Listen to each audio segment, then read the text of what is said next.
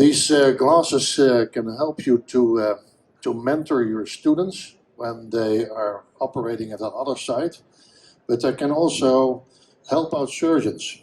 It's often a lonely journey as a surgeon, particularly when you're working in a solitary center in a large country, and then you need the help of one of your colleagues.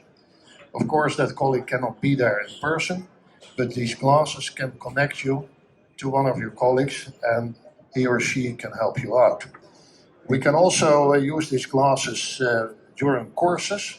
When we teach a course in a training center, we can transmit the image of the section of the specimen to trainees who cannot travel to your training center. So, and another application is teaching our medical students. Our medical students have a very rough time during the COVID pandemic because they're not allowed to go to the operating room, but you want to expose them to surgery. So we use these glasses in Amsterdam to give our medical students access to the operating room. Just to show you the high quality of the image. So here Dr. van Bergen-Henegouw is performing an esophagectomy and creating a tube of the stomach and transmitting the images to a group of surgeons in Glasgow. So these surgeons did not have to travel all the way to Amsterdam, but could just stay at their own hospital and watch the surgery and ask questions and have a very good conversation. There's another example of a thoracoscopic lobectomy. So what you can see here is that also open surgery is recorded very well by these glasses. And if you try to take a picture of open surgery with your iPhone, it always looks like a pizza, even when it's a very good dissection, so everything turns red. So with these glasses we get much more detail, which is also shown in the next video. And so this is a neck exploration for a patient with persistent hyperparathyroidism. So it's a tiny structure, this parathyroid adenoma, and with these glasses you can get a very good image of the operative field. So we also use these glasses to record open surgeries and then edit the video and turn it into an educational video. And another application which is very important in these difficult times is getting access to the OR for our product specialists, for our sales reps. And they don't have to travel. When the surgeon who is performing the procedure is wearing these smart glasses, the rep can mentor the surgeon from home. So that saves enormously on travel time, on cost is much more green. And as an example, I know that one of the large medtech industries saved $1 billion per year on travel during COVID pandemic. So just imagine what you can do with all the funds that you save by not going to the OR. There's also another development that you need to be aware of, is that there's an increasing rigor around number of door movements. And we're counting the door movements. So we want to keep the doors of the operating room closed. So it will be much more difficult in the near future for sales reps and product specialists to get access to the operating room. So that's another reason to work with these glasses. Next. So just a few comments about increasing patient safety. When you get on a plane, there are always two pilots. But when you're performing surgery, there's only one surgeon. Of course, there are other people in the room, but there is one lead surgeon. Rarely there are two surgeons. So why do we have different principles during aviation than during surgery? And next slide. I was on a small plane traveling from Bonaire, which is an island in the Dutch Caribbean, to Aruba. Only 4 people on board, but 2 pilots. To the left is the first pilot and to the right is the co-pilot. Next slide. So during takeoff, the pilot put his hands on the accelerator, and the co-pilot puts his hand over the other hand, because this is the most dangerous part of flying, taking off. So you want to have double security.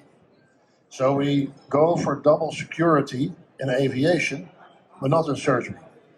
And I believe that these Rods&Cones smart glasses can bring the 4 eyes principle, can bring the second surgeon in the room, so the surgeon never has to walk alone anymore. Another example, on the map you can see where Bonjer is. We staffed the hospital from Amsterdam, and one of the surgeons on Bonjer is performing a laparoscopic cholecystectomy. I'm sitting in the office in Amsterdam and watching him and guiding him through the case.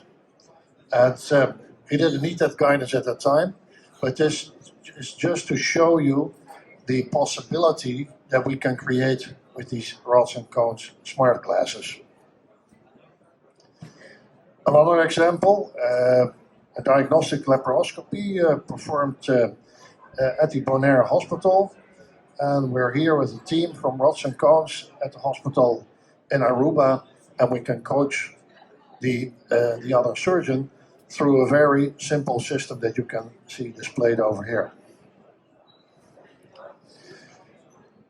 I went to Aruba, and in Aruba there was a patient, a tourist, who had presented to the emergency department with a hole in his esophagus, perforation of the esophagus, which is a rare entity. It's a rare disease. In Aruba, there's very little experience with that kind of patients. It's a small hospital, has 6 surgeons. So, and the patient was not in a good condition, could not be transported to Colombia or to another place. So we had to operate on the patient over there. To the right, you see Dr. Daams, who's a very experienced upper GI surgeon in Amsterdam. To the left, you see Dr. Justin Smith with the smart glasses on, and he has been talking non-stop to Dr. Daams during the whole case. So he was mentored, he was coached from Amsterdam, and so these glasses allowed safe management of this patient with a very rare disease. Next slide. So you can see the setup, how complex it is, with a gastroenterologist in the room to perform an endoscopy of the esophagus. Next slide. And here is Dr. Smits talking to Dr. Daams. Next slide.